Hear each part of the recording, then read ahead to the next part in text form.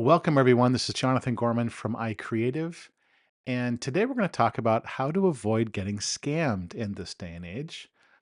It's a bit of a horrible topic, not my favorite, but I wanted to offer this class because I just keep seeing this as a problem with many of my clients.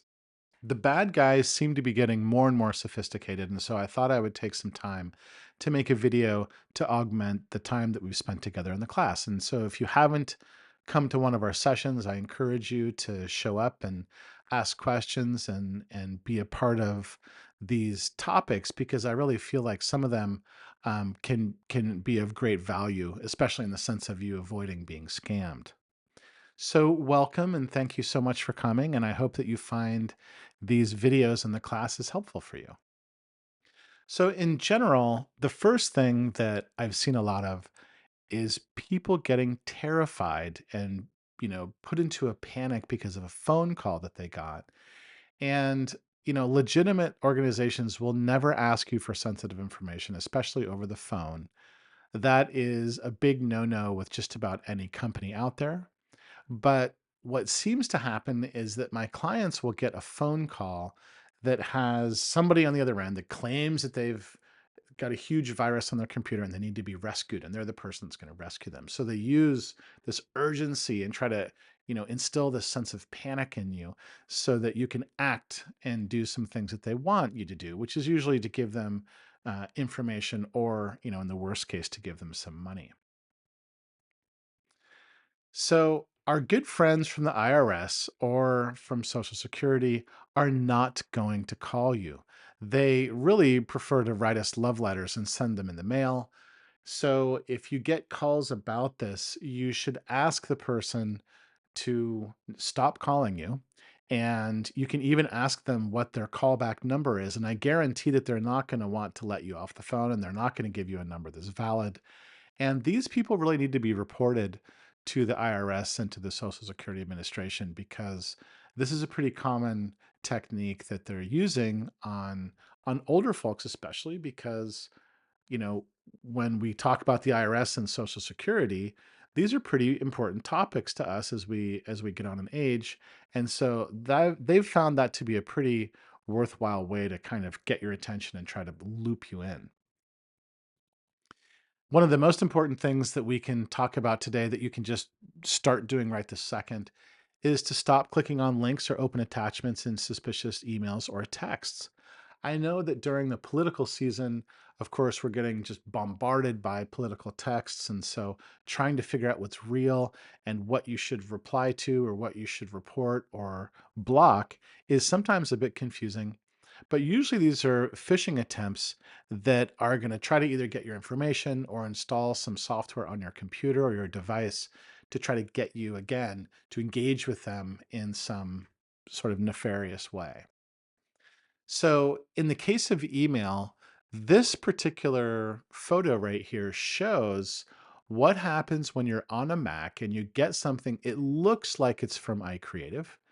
If this was from American Express or maybe from Apple, they look just absolutely identical. And so, how are we supposed to see if this is truly from this person? Well, in the case of, say, American Express, the first thing that I want you to do, just without a doubt, is to go up to the recipient's name and click on that little downward pointing triangle to the right of their name. And it's going to reveal this box that says, hey, info@theiCreative.com. Well, that is actually our domain.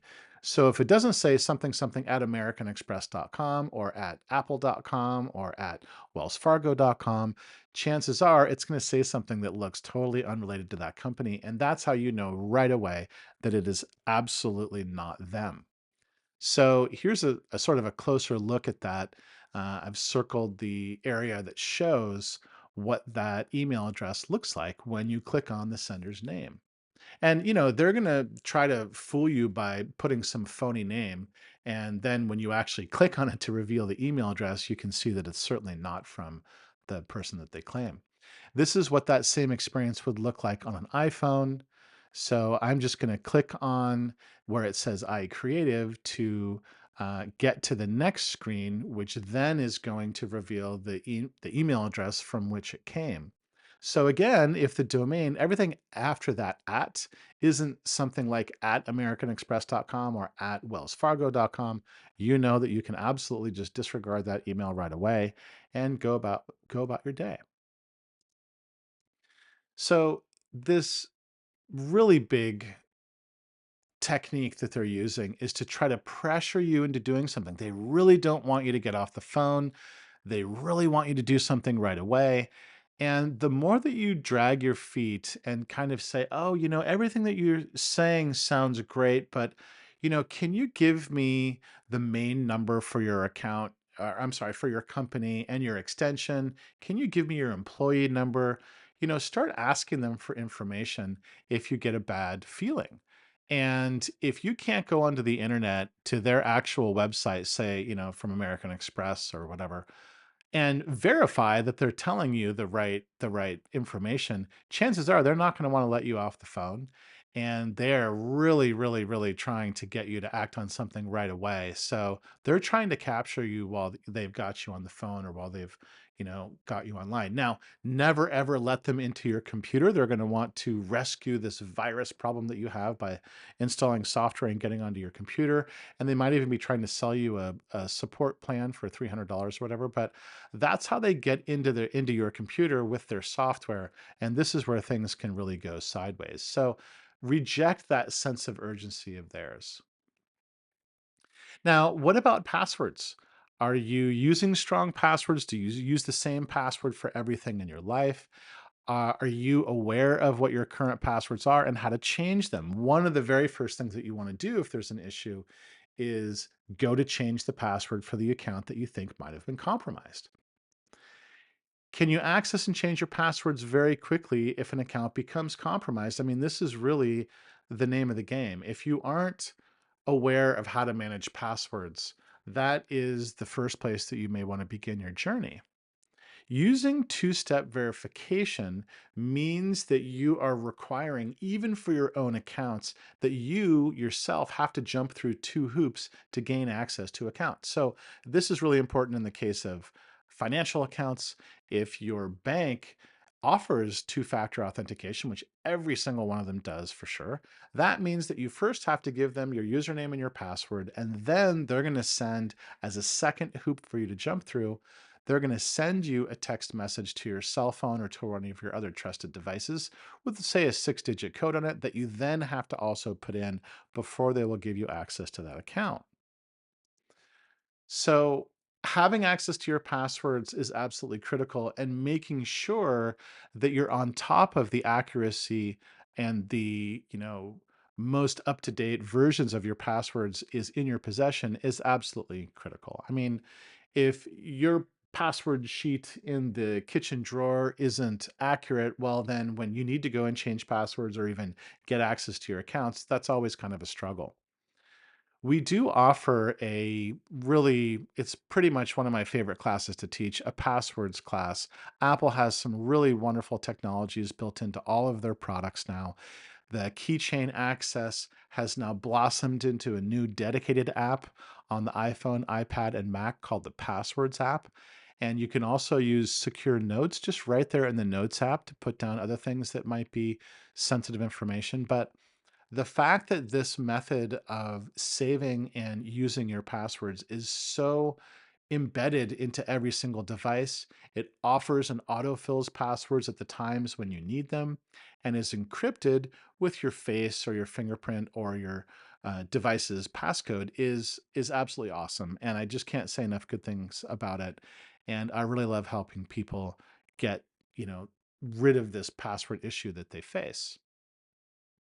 So, social media and social engineering ultimately are ways that people are trying to get in and fool you. People are trying to engage with you. Of course, they want to get to know you and pretend like they're a friend and slyly start to ask for sensitive information. And so, these are the places that people can really, try to take advantage of you. So, on Facebook and on Instagram, please be wary of people that are asking for information or trying to get to know you and trying to get answers out of you. Make sure that, of course, you're running all the latest software updates on your iPhone, your iPad, and your Mac. On iPhone, iPad, you simply go to the Settings app, go to General, and then go to Software Update and run any software updates that are there. Of course, many of us associate software updates with some new features that may be good or bad. The interface changes with software upgrades each fall. And so sometimes people are sort of wary of installing any new software updates. Well, unfortunately, it's through these software updates that Apple and every other company is able to issue new security fixes for problems or vulnerabilities that might exist on their platform. So it's absolutely critical that you're keeping your software up to date and that you're running the latest operating system on each one of your devices. I can't emphasize that enough. It's very important.